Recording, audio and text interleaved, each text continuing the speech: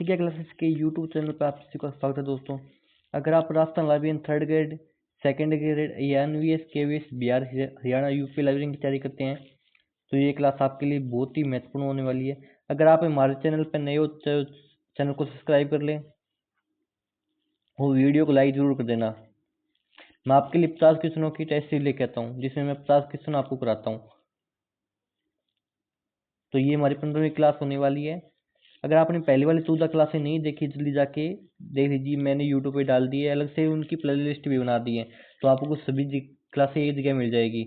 तो आप चैनल को सब्सक्राइब कर लेना और टेलीग्राम को ज्वाइन कर लेना। टेलीग्राम पे इस क्लास की आपको PDF मिल जाएगी जहाँ पे मैं डेली इस क्लास की PDF डालता हूँ, तो आप टेलीग्राम को ज्वाइन कर लेना। और अन्य जानकारी होती है वो मैं टेलीग्राम पे डालता हूँ, तो आप टेलीग्राम को ज्वाइन कर लेना और यूट्यूब चैनल को सब्सक्राइब जरूर कर लेना ताकि आने वाली वीडियो को नोटिफिकेशन आपको मिल जाए और मेरे को थोड़ा मोटिवेशन मिल जाए। तो चलिए शुरुआत करते हैं पहले क्वेश्चन की। मैं हर क्लास में आपको 50 क्वेश्चन लेके आता हूँ, 50 क्वेश्चन कराता हूँ मैं आपको। इस हिसाब से हमारी 15 के क्लास हो गई, तो देख लीजिए आप कितने क्वेश्चन हो गए हमारे। तो चलिए शुरुआत करते हैं। पहला क्वेश्चन,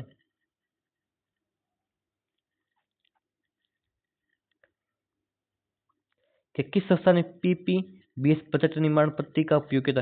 कि किस संस्था ने PPBS बजट निर्माण पद्धति का उपयोग किया था? किसने किया था भाई?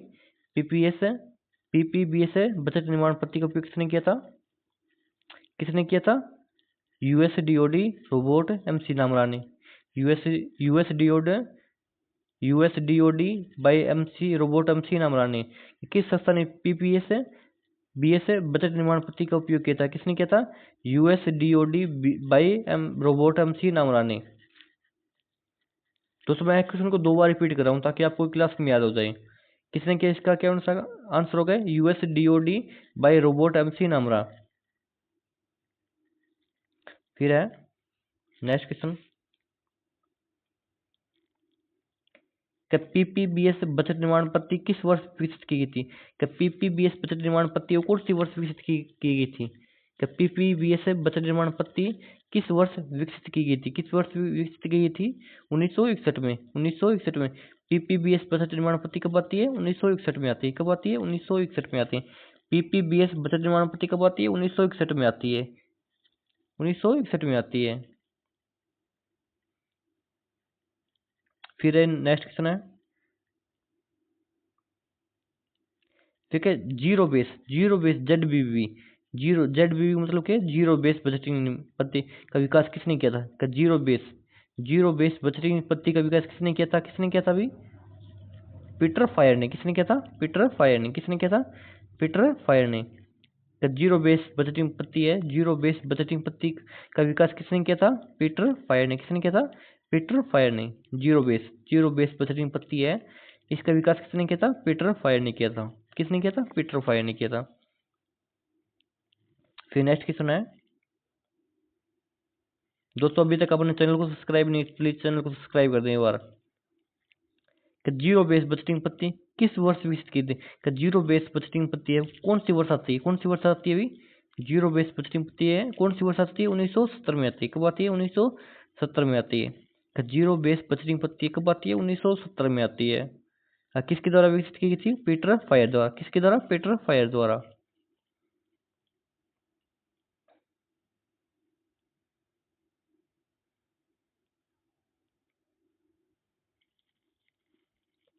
ठीक है, PERT प्रबंधन तकनीक। PERT प्रबंधन तकनीक कब आती है? PERT प्रबंधन तकनीक कब आती है? किस वर्ष विकसित की थी?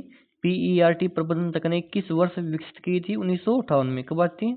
1958 में। PERT प्रबंधन तकनीक है, किस वर्ष विकसित की गई थी? 1958 में। कब विकसित की थी? 1958 में। PERT प्रबंधन तकनीक है जो 1958 में विकसित की गई थी। फिर नेक्स्ट क्वेश्चन है, देखिए पुस्तक चयन के सिद्धांत दिए हुए में, पुस्तक चयन के सिद्धांत दिए किसने पुस्तक चयन का सिद्धांत प्रस्तुत किया गया था? किसके द्वारा प्रस्तुत किया गया था? तो पुस्तक चयन का सिद्धांत है प्रस्तुत किया गया था। किसके द्वारा प्रस्तुत किया गया था? ड्यूरी ने भी दिया था, MC कोलविन ने दिया था, मेलविन डेवी ने दिया था। क्या पुस्तक चयन उस सिद्धांत ने तीनों ने दिया था। कि पुस्तक चयन करने का सिद्धांत जिन्होंने दिया था कि पुस्तक को चयन हम कैसे कर सकते हैं, तो डोरी ने दिया था, MC कोलविन ने दिया था, मेलविल डेवी ने भी दिया था। इसका राइट आंसर डी हो जाएगा। इसका राइट आंसर क्या हो जाएगा? डी हो जाएगा। कि पुस्तक चयन का सिद्धांत है, पुस्तक चयन का सिद्धांत क्या है? डोरी ने दिया था, MC कोलविन ने दिया था, मेलविल डेवी ने भी दिया था। फिर कि डूरी द प्रतिपादित पुस्तक चयन का सिद्धांत क्या है? कि डूरी ने जो सिद्धांत दिया था वो कौन सा सिद्धांत है? कि डूरी ने जो सिद्धांत दिया, कौन सा सिद्धांत दिया था डूरी ने? हमें पता है डूरी ने सिद्धांत दिया था, कौन सा दिया था डूरी ने? डूरी द प्रतिपादित पुस्तक चयन का सिद्धांत कौन सा है? To provide the right book, to provide the right book time, to provide the right book to the time right reader at the right time। to provide the right book or right time or right reader, to provide the right book time to the right reader हो जाएगा इसका। सही पाठक होना चाहिए, सही time होना चाहिए और सही समय होना चाहिए, सही पढ़ने वाला होना चाहिए। डूरी ने ये दिया था। डूरी कहता है कि सही पाठक होना चाहिए, सही पढ़ने वाला होना चाहिए और सही टाइम होना चाहिए। ये बात किसने बोली थी? ड्यूरी ने दिया था। ड्यूरी कब देते हैं? 1930 में देता है। कब देता है? 1930 में देता है। कि ड्यूरी द पुस्तक चयन का स्थान कब दिया गया था? ड्यूरी ने कब दिया था? 1930 में देता है। ड्यूरी कब देता है? 1930 में देता है। कि ड्यूरी द्वारा पुस्तक चयन का स्थान कब देता है? 1930 में देता है। कब देता है? 1930 में। कि ड्यूरी द्वारा पुस्तक चयन का स्थान किस वर्ष प्रतिपादित किया गया था? 1930 में। 1930 में।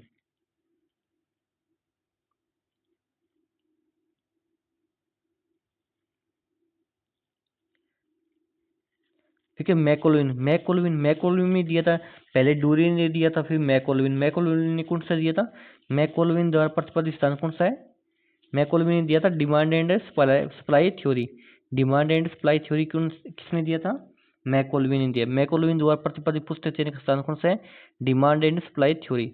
मैकोलविन द्वारा प्रतिपादित पुस्तक चयन का स्थान कौन सा है? Demand and supply theory.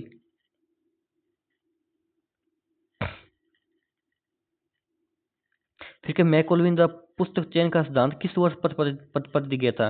कि मैकोलविन जो पुस्तक चयन का सिद्धांत दिया था वो किस वर्ष दिया था? किस वर्ष दिया था भाई? 1925 में दिया था। कब दिया? 1925 में। कि मैकोलविन द्वारा पुस्तक चयन का सिद्धांत किस वर्ष प्रतिपादित किया था? 1925 में। कि मैकोलविन जो सिद्धांत दिया था किस वर्ष दिया था? 1925 में दिया था। किस वर्ष दिया था? 1925 में दिया था। दोस्तों क्लास अच्छी लगे चैनल को एक बार सब्सक्राइब कर दो और वीडियो को लाइक शेयर भी कर देना।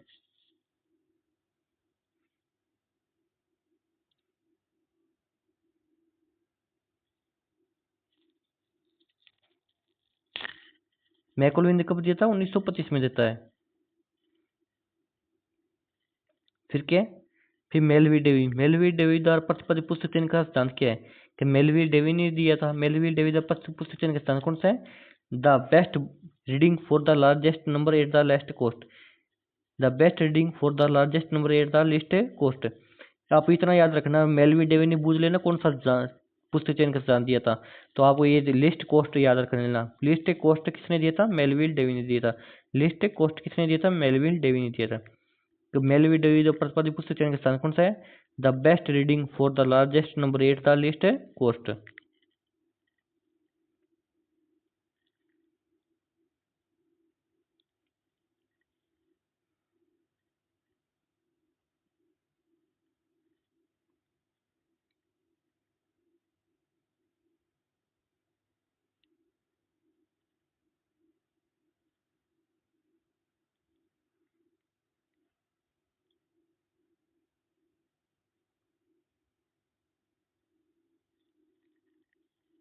हाँ 12वां नंबर कि मेलवी डेवी द्वारा प्रस्तावित पुस्तक चयन का स्थान the best reading for the largest number at the list cost को किस संगठन द्वारा 1892 में आदर्श वाक्य के रूप में अपनाया गया था। किसने अपनाया था? कि मेलविन डेविन ने जो पुस्तक चयन का सिद्धांत दिया था, the best reading for the largest number at the list cost, को किस संगठन द्वारा 1892 में आदर्श वाक्य के रूप में अपनाया गया था? किसके द्वारा? एएलए द्वारा। किसके द्वारा? एएलए द्वारा। किसने अपनाया था? एएलए ने अपनाया था। कि मेलविन डेविन ने जो पुस्तक चयन का सिद्धांत दिया था, वो आदर्श वाक्य के रूप में किसने बनाया था? किसने अपनाया था? एएलए ने। एएलए ने अपनाया था। एएलए ने अपनाया था।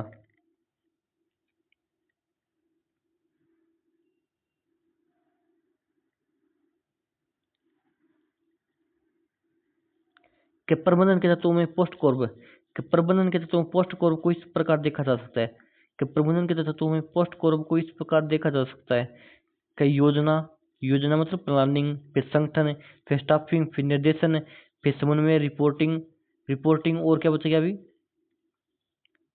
और क्या? वो बजटिंग बच गया। बुडगेटिंग मतलब बजट बच गया। बजट बच गया। बी को बुडगेटिंग आ गया, बुडगेटिंग आ जाएगा। कि पोस्ट करो, पोस्ट करो का मतलब क्या?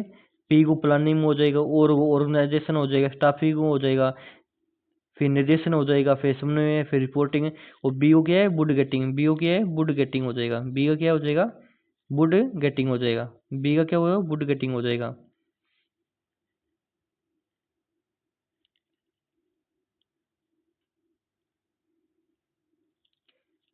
फिर के प्रबंधन के तत्वों, तत्वों को योजना, योजना, संगठन, स्टाफिंग, निर्देशन, समन्वय, रिपोर्टिंग और बजटिंग के लिए किस संक्षिप्त नाम का उपयोग किया जाता है? कि प्रबंधन के तत्वों के लिए योजना, संगठन, स्टाफिंग, निर्देशन और समन्वय, रिपोर्टिंग और बजटिंग के लिए किस संक्षिप्त नाम का उपयोग किया जाता है? किसका उपयोग किया जाता है? पोस्ट कॉर्ब का। पोस्ट कॉर्ब का। किसका? पोस्ट कॉर्ब का। कि प्रबंधन के तत्वों के लिए योजना, संगठन, स्टाफिंग, निर्देशन, समन्वय, रिपोर्टिंग और बजटिंग के लिए किस संक्षिप्त नाम का उपयोग किया जाता है? पोस्ट कॉर्ब का।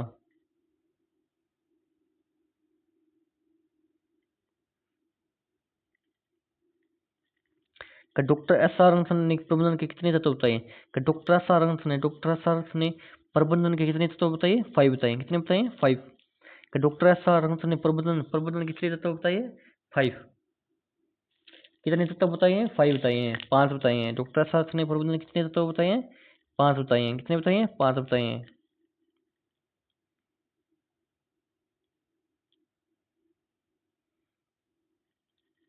कि प्रबंधन के सिद्धांत का, प्रबंधन का सिद्धांत एक्स और वाई किसने विकसित किया? का थ्योरी एक्स, थ्योरी वाई किसने? ये दोस्तों ये वाला क्वेश्चन नहीं, लाइब्रेरी सेकंड ग्रेड में आया था। लाइब्रेरी सेकंड ग्रेड में आया था ये वाला क्वेश्चन। लाइब्रेरी सेकंड ग्रेड में आया था ये क्वेश्चन। कि प्रबंधन के तत्वों में, प्रबंधन का सिद्धांत थ्योरी एक्स और थ्योरी वाई किसने विकसित किया था? किसने विकसित किया? डगलस एमसी ग्रोगर ने। डगलस एमसी ग्रोगर ने। का थ्योरी एक्स और थ्योरी वाई किसने दिया था? डगलस एमसी ग्रोगर ने। थ्योरी, प्रबंधन का सिद्धांत, प्रबंधन का सिद्धांत थ्योरी एक्स थ्योरी वाई किसने दिया था? डगलस एमसी ग्रोगर ने। डगलस एमसी ग्रोगर ने। डगलस एमसी ग्रोगर ने दिया था। का थ्योरी एक्स और थ्योरी वाई किसने दिया था? डगलस एमसी ग्रोगर ने। फिर नेक्स्ट क्वेश्चन है कि थ्योरी एक्स और थ्योरी वाई किससे संबंधित है? कि थ्योरी एक्स और थ्योरी वाई किससे संबंधित है? थ्योरी एक्स और थ्योरी वाई किससे संबंधित है? किससे संबंधित है? मोटिवेशन से। किससे संबंधित है? मोटिवेशन से। किससे संबंधित है? मोटिवेशन से। कि थ्योरी एक्स और थ्योरी वाई किससे संबंधित है? मोटिवेशन से संबंधित है। कि थ्योरी एक्स और थ्योरी वाई किससे संबंधित है? मोटिवेशन से संबंधित है। कि थ्योरी एक्स और थ्योरी वाई किससे संबंधित है? मोटिवेशन से संबंधित है।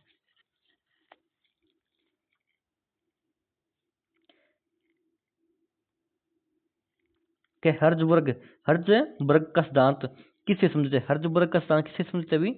हर्ज़बर्ग का सिद्धांत किससे संबंधित है? किससे संबंधित है? ये भी मोटिवेशन से संबंधित है। हर्ज़बर्ग का सिद्धांत भी किससे संबंधित है? मोटिवेशन से। थ्योरी एक्स और थ्योरी वाई भी किससे संबंधित था? मोटिवेशन से। और हर्ज़बर्ग का सिद्धांत भी किससे संबंधित है? मोटिवेशन से संबंधित है।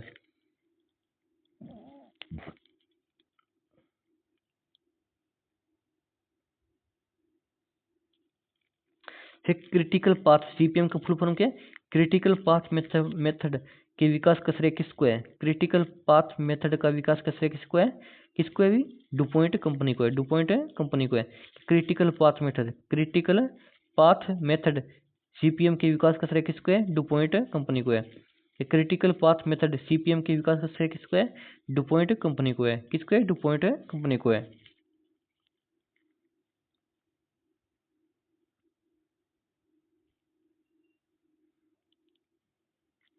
कि पुस्तकालय में सेल्फ सूची का मुख्य मुख्य उपयोग किस कार्य के होते हैं? कि पुस्तकालय में सेल्फ सूची का उपयोग किस कार्य में होता है? किस कार्य में होता है पुस्तकालय में सेल्फ सूची का उपयोग किस कार्य में होता है? स्टॉक वेरिफिकेशन के लिए, स्टॉक वेरिफिकेशन के लिए। कि पुस्तकालय में सेल्फ सूची मतलब अलमारी का उपयोग किसके लिए होता है? स्टॉक वेरिफिकेशन के लिए होता है। तो दोस्तों क्लास अच्छी लग रही है तो चैनल को एक बार सब्सक्राइब कर दो और वीडियो को लाइक शेयर भी कर देना, वीडियो को लाइक और शेयर भी कर देना जल्दी से।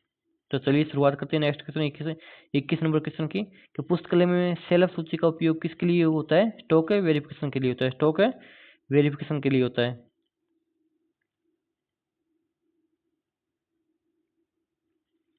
कि सही व्यक्ति को सही पद पर चुनना क्या होती है? कि सही व्यक्ति को सही पद पर चुनना क्या होता है? रिक्वायरमेंट होती है। क्या होती है? रिक्वायरमेंट होती है। कि सही व्यक्ति को सही पद पर चुनना क्या होती है? रिक्वायरमेंट होती है। जैसे सही व्यक्ति को सही पद पर चुनना क्या है? रिक्वायरमेंट होती है।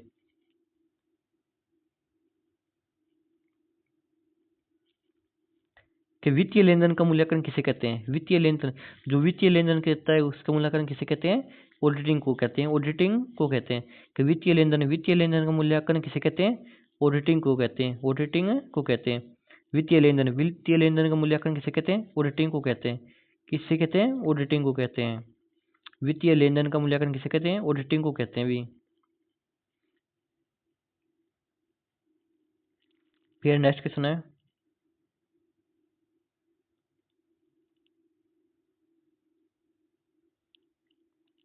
PERT तकनीक है। PERT तकनीक है, क्या तकनीक है? PERT तकनीक है, PERT तकनीक है किसकी तकनीक है? सिस्टम एनालिसिस की। सिस्टम एनालिसिस की है। PERT तकनीक की है, सिस्टम एनालिसिस की तकनीक है। PERT तकनीक की है, सिस्टम एनालिसिस की तकनीक है। PERT तकनीक की है, सिस्टम एनालिसिस की तकनीक है। PERT तकनीक किसकी है? सिस्टम एनालिसिस की है। PERT तकनीक है, PERT तकनीक किसकी है? सिस्टम एनालिसिस की तकनीक है।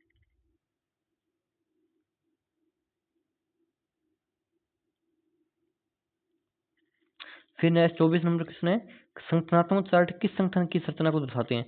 संगठनात्मक चार्ट किस संगठन की संरचना को दर्शाते हैं? संगठनात्मक चार्ट है वो किस संगठन की संरचना को दर्शाते हैं? किस संगठन की संरचना को दर्शाते हैं? ओरिजेंटल और वर्टिकल, ओरिजेंटल और वर्टिकल। संगठनात्मक चार्ट है वो किस संगठन की संरचना को दर्शाते हैं?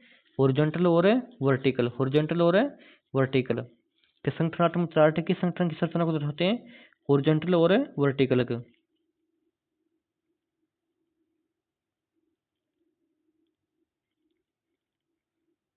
ठीक है, पुस्तकालय के लिए धन का अनुमान लगाने की विधि है professional method, method of detail और मेथड। पुस्तकालय के धन का अनुमान लगाने की विधि है professional, professional method, method of detail और मेथड क्या होगी? क्या होगी भी? Per capita, per capita method होगी। कि पुस्तकालय के लिए धन का अनुमान लगाने की प्रोफेशनल मेथड होगी, मेथड ऑफ डिटेल होगी, पर कैपिटा मेथड होगी, पर कैपिटा मेथड होगी, पर कैपिटा मेथड होगी। तो पुस्तकालय के धन का अनुमान जो अनुमान लगाती है उसकी विधियाँ कौन सी है? प्रोफेशनल मेथड होगी, प्रोपोर्टेशनल मेथड होगी और मेथड ऑफ डिटेल होगी और पर कैपिटा मेथड होगी, पर कैपिटा मेथड होगी।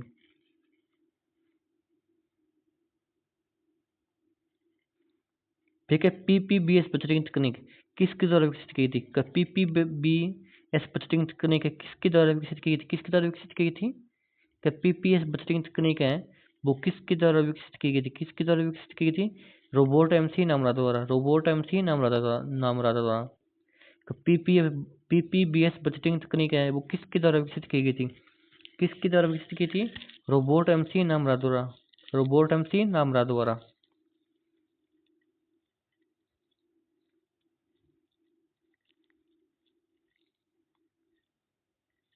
ठीक है, कि विधि में प्रति व्यक्ति एक न्यूनतम राशि तय की जाती है। कि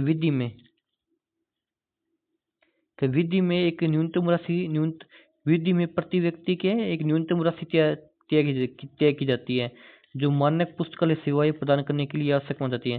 किसमें? पर कैपिटा विधि में। पर कैपिटा विधि में क्या है? पर कैपिटा विधि में क्या है? एक न्यूनतम पर कैपिटा विजिम के न्यूनतम राशि तय की जाती है। पर कैपिटा विजिम के प्रति व्यक्ति न्यूनतम राशि तय की जाती है जो मानक पुस्तकालय सेवाएं प्रदान करने के लिए आवश्यक है। जो मानक है पुस्तकालय सेवाएं प्रदान के लिए आवश्यक मान जाती है। पर कैपिटा विजिम के प्रति व्यक्ति की न्यूनतम राशि तय की जाती है जो मानक पुस्तकालय सेवाएं प्रदान करने के लिए आवश्यक है। फिर नेक्स्ट क्वेश्चन है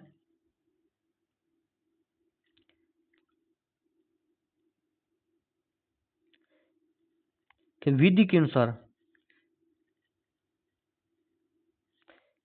अनुसार वित्तीय अनुमान तैयार करते समय पुस्तकालय के व्यय किस भी वस्तुओं का हिसाब लगाया जाता है। ये दो प्रकार की होती हैं कि विधि के अनुसार वित्तीय अनुमान तैयार करते समय पुस्तकालय के व्यय किस भी वस्तुओं का हिसाब लगाया जाता है। ये दो प्रकार की, एक तो requirement of current expenditure and non requirement होती है।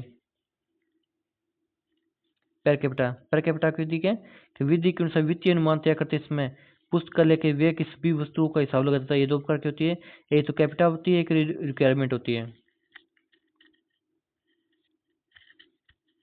पर कैपिटा हुई।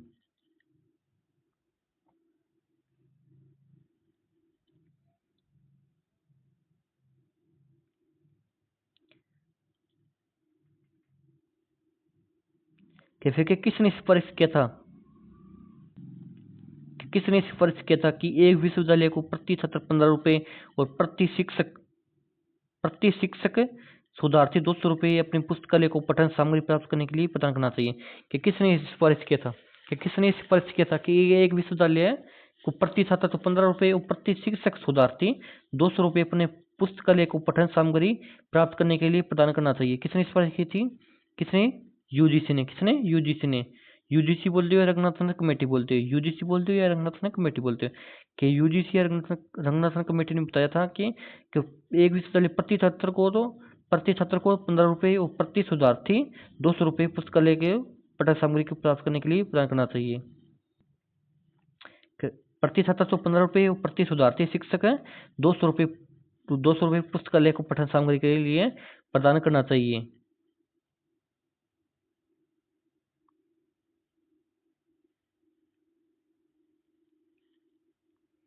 फिर 30 नंबर क्वेश्चन है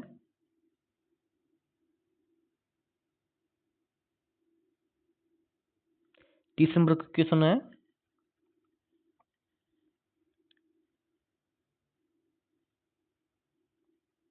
कि शैक्षिक बजट का 6.5% पुस्तकालय पर खर्च किया जाना है। शैक्षणिक बजट का 6.5% पुस्तकालय पर खर्च किया जाना चाहिए, लेकिन यह प्रत्येक विश्वविद्यालय पुस्तकालय के विकास के चरण के आधार पर 6.5 से 10% तक भिन्न हो सकता है। किसने कहा था?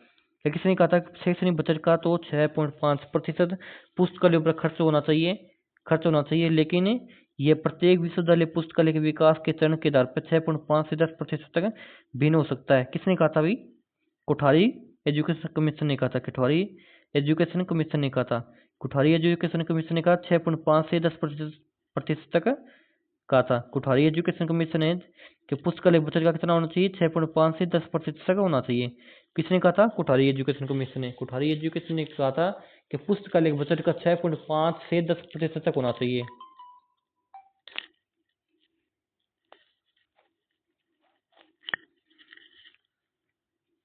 फिर नेक्स्ट क्वेश्चन है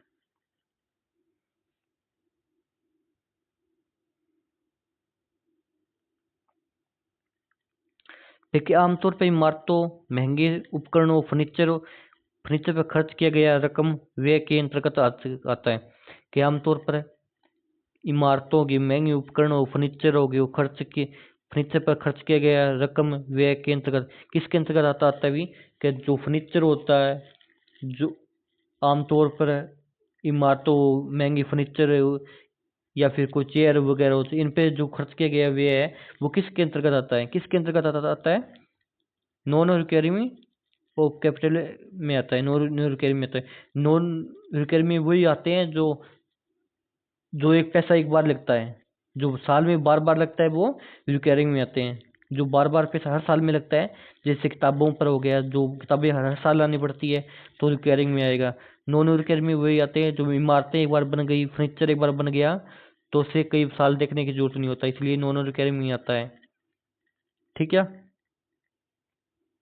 पता चल गया नॉन रिकरिंग में कौन सा है और रिकरिंग में कौन सा आता है। नॉन रिकरिंग में जैसे इमारतें, महंगे उपकरण और फर्नीचर हो गया, एक है नॉन रिकरिंग में आता है। क्यों?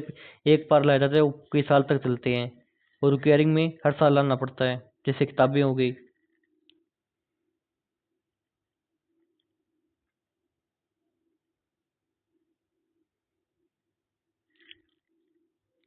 लेकिन लगभग पूरे वर्ष होने वाले व्यय जैसे पुस्तकों, पत्रिकाओं, स्टेशनरी, डाक, बाइंडिंग और आकस्मिक वेतन और मजदूरी, पुस्तकालय, वित्त आदि को के अंतर्गत रखा जाता है।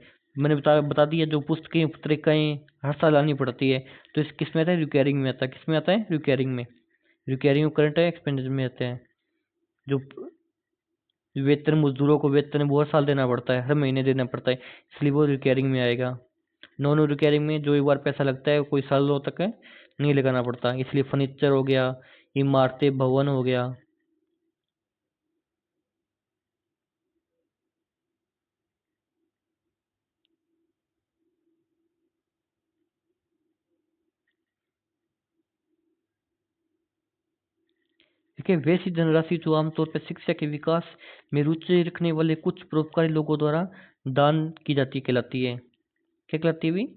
वैसी धनराशि जो आमतौर पर शिक्षा के विकास में रुचि रखने कुछ परोपकारी लोगों द्वारा दान दी जाती है। क्या कहती है? एंडोवमेंट फंड कहलाता है। एंडोवमेंट फंड कहलाता है। ऐसी वैसी धनराशि जो आमतौर पर शिक्षा में रुचि रखने वाले हैं, जो जो पैसे वाले लोग जो दान कर देते हैं, क्या कहते हैं? एंडोवमेंट फंड कहलाता है।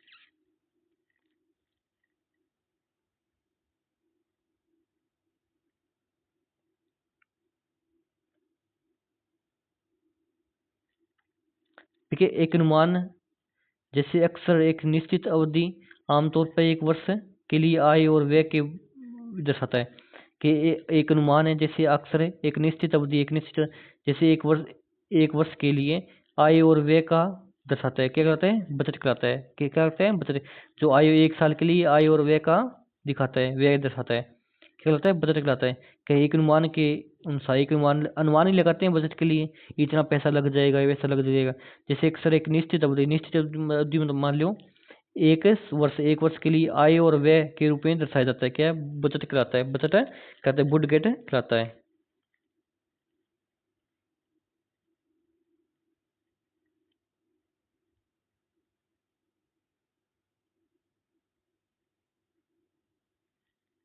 कि एक पुस्तकालय में एक वर्ष में 6000 पुस्तकों के अधिग्रहण के लिए डॉक्टर एस सारनाथन ने अपने स्टाफिंग फॉर्मूले में सिफारिश की थी। कि एक पुस्तकालय में 6000 पुस्तकों के अधिग्रहण के लिए डॉक्टर एस सारनाथन ने अपने स्टाफ फॉर्मूले में सिफारिश की थी। कितनी सिफारिश की थी? कितनी सिफारिश थी? वन प्रोफेशनल स्टाफ की। कि एक पुस्तकालय में एक वर्ष में 6000 पुस्तकों के अधिग्रहण के लिए 6000 पुस्तकों के अधिग्रहण के लिए डॉक्टर एस सारनाथन ने अपने स्टाफिंग फॉर्मूले में सिफारिश की थी। कितनी सिफारिश की थी? वन प्रोफेशनल स्टाफ की। कि 6000 पुस्तकों पर एक ही बंदा होना चाहिए। कि एक पुस्तकालय में एक वर्ष में 6000 पुस्तकों के अधिग्रहण, 6000 पुस्तकें आती है, तो उनके लिए कितने व्यक्ति की जरूरत होनी चाहिए? एक व्यक्ति की। वन प्रोफेशनल स्टाफ की होनी चाहिए।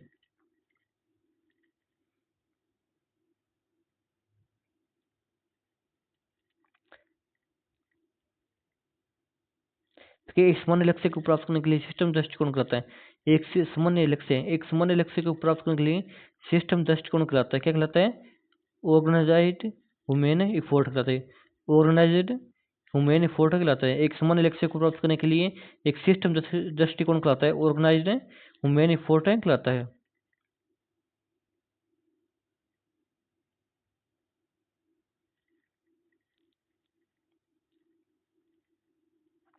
क्या एक शब्द के रूप में मैनेजमेंट बाय ऑब्जेक्टिव का प्रयोग पहली बार पीटर ड्रकर द्वारा 1900 कब किया गया था? कि एक शब्द के रूप में मैनेजमेंट बाय ऑब्जेक्टिव का प्रयोग पहली बार पीटर ड्रकर द्वारा किया गया था। पहली बार किया गया था। कि एक शब्द के रूप में मैनेजमेंट बाय ऑब्जेक्टिव का प्रयोग पहली बार पीटर ड्रकर द्वारा किया गया था। कब किया गया था? 1954 में। 1954 में।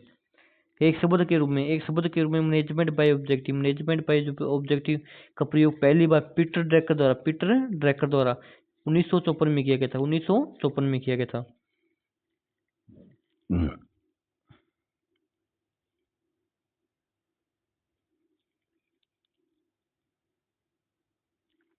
ठीक है। यूनियन इस स्ट्रेंथ प्रबंधन का सिद्धांत प्रतिपादित किया गया था कि यूनियन इस स्ट्रेंथ प्रबंधन का सिद्धांत द्वारा प्रतिपादित किया गया था कि यूनियन इस स्ट्रेंथ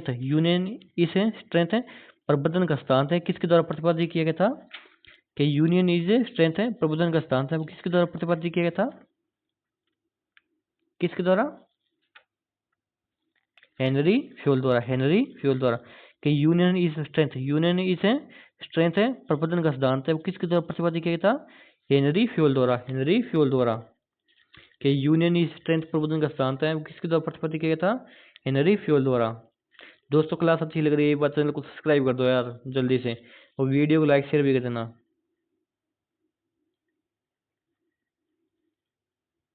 फिर क्या स्टाफी का संबंध संसाधन उपलब्ध कराने और बनाए रखने से है। कि स्टाफी का संबंध क्या है? संसाधन उपलब्ध कराने और बनाए रखने से है। क्या है? स्टाफी का संबंध ह्यूमन संसाधन उपलब्ध कराने और बनाए रखने से। स्टाफिंग का संबंध क्या है? ह्यूमन संसाधन उपलब्ध करने और बनाए रखने से स्टाफिंग का संबंध।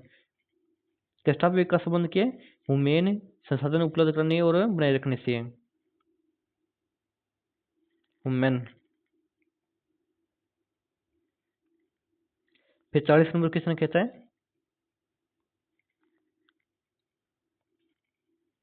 कि निर्णय लेने के लिए बेहतर जानकारी प्रदान करके संचालन की योजना और नियंत्रण में सुधार करता है।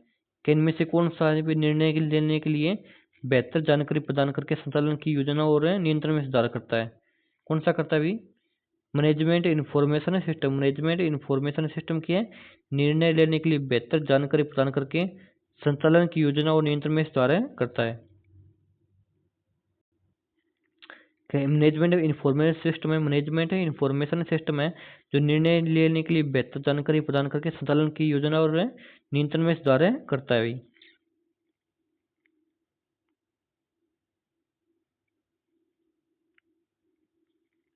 कि पुष्ट चयन की समिति किस प्रकार की समिति की श्रेणी है? कि पुष्ट चयन की समिति किस प्रकार की समिति की श्रेणी भी? पुष्ट चयन की समिति वो किस प्रकार की समिति है भी? किस प्रकार की समिति है? वर्किंग समिति। किस प्रकार की? वर्किंग कार्य करती है भी। कि पुष्ट चयन की समिति किस प्रकार की समिति है? वर्किंग समिति है, कार्य करती है भी। पुष्ट चयन की समिति किस प्रकार की समिति है? वर्किंग समिति है।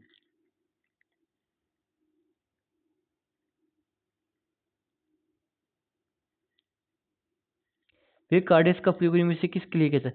कार्डेस का प्रयोग इनमें से किसके लिए किया जाता है? कार्डेस का प्रयोग 42 नंबर क्वेश्चन है अभी। कार्डेस का उपयोग इनमें से किसके लिए किया जाता है? किसके लिए किया जाता है? किसके लिए किया जाता है भाई? पीरियोडिकल मैनेजमेंट के लिए।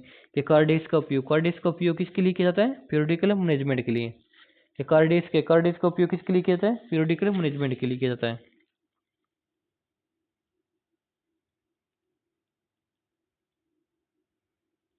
फिर के 43 नंबर क्वेश्चन है। ठीक है। हर मजेस्टी स्टेशनरी ऑफिस, हर एम एस ओ हर मजेस्टी स्टेशनरी ऑफिस सकारात्मक प्रकाशक है। सरकार का प्रकाशक है। हर मजेस्टी स्टेशनरी ऑफिस के सरकार का प्रकाशक है। किस सरकार का प्रकाशक है? हर मजेस्टी स्टेशनरी ऑफिस किस सरकार का प्रकाशक है? हर मजेस्टी स्टेशनरी ऑफिस सरकार का प्रकाशक है। कौन सी सरकार का प्रकाशक है? ब्रिटिश का है, अमेरिकन का है, रशियन का है, इंडियन का है? किसका है? ब्रिटिश का है। किसका है? ब्रिटिश का है। हर मजेस्टी स्टेशनरी ऑफिस है वो ब्रिटिश सरकार का प्रकाशक है। किसका प्रकाशक है? ब्रिटिश सरकार का। हर मजेस्टी स्टेशनरी ऑफिस किसका है? ब्रिटिश सरकार का प्रकाशक है।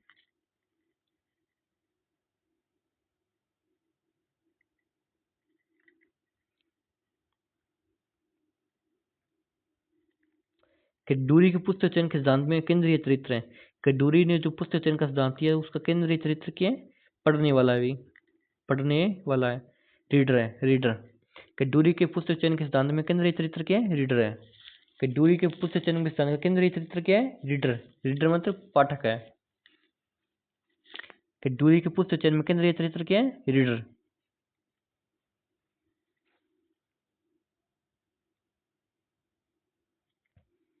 ठीक है। 45 नंबर क्वेश्चन क्या हो जाएगा? कि पुस्तक का आलोचनात्मक मूल्यांकन, कि पुस्तक को आलोचनात्मक मूल्यांकन किसके माध्यम से किया जाता है? कि पुस्तक का आलोचनात्मक मूल्यांकन, मूल्यांकन किसके द्वारा किया जाता है? बुक रिव्यू के, बुक रिव्यू कराना यदि उसकी आलोचना कर सकते हैं, ऐसे तो नहीं कर सकते। कि पुस्तक का आलोचनात्मक मूल्यांकन क्या है? बुक रिव्यू के माध्यम से किया जाता है। कि पुस्तक का आलोचनात्मक मूल्यांकन क्या है? बुक रिव्यू के माध्यम से किया जाता है। पुस्तक को आलोचनात्मक मूल्यांकन क्या है? बुक रिव्यू के माध्यम से किया जाता है।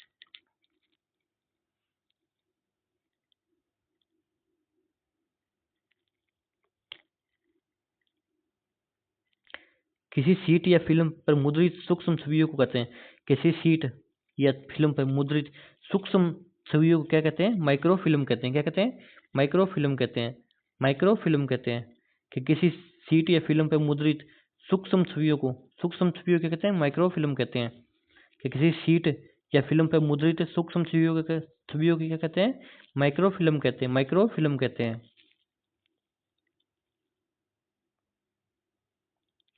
फिर 47 नंबर क्वेश्चन हो जाएगा कि एक पुस्तकालय में अधिग्रहण कार्य में 3 अलग अलग कार्य शामिल होते हैं। कि एक पुस्तकालय में अधिग्रहण कार्य में 3 अलग अलग कार्य शामिल होते हैं। जैसे selection, procurement, pro requirement requirement है। और तीसरा क्या होगा? एक पुस्तकालय अधिग्रहण कार्य में 3 अलग अलग कार्य शामिल होते हैं। जैसे सिलेक्शन, प्रो रिक्वायरमेंट है। और तीसरा क्या हो जाएगा? तीसरा क्या हो जाएगा? एक्सेस नहीं हो जाएगा।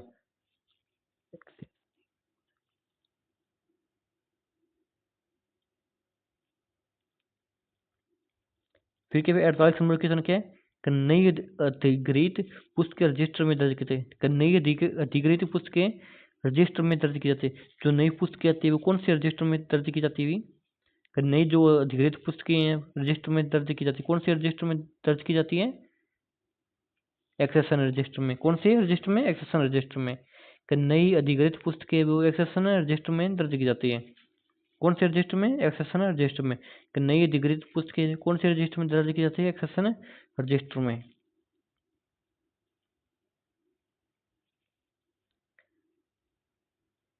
कि पुस्तकों पर आमतौर पर कम से कम व्यापारक छूट स्वीकार्य है।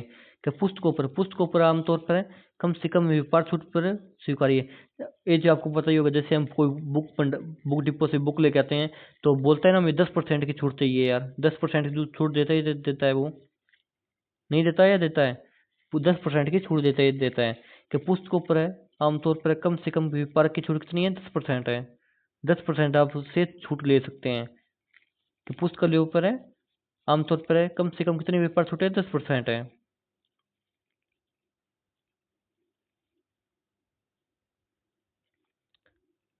फिर क्या किताबें और पत्रिकाएं खरीदते समय विदेशी मुद्राओं की रूपांतरण दर और भारतीय पुस्तकालयों पर लागू छूट तय करता है। कौन तय करता है? भी कि किताबें और पत्रिकाएं खरीदते समय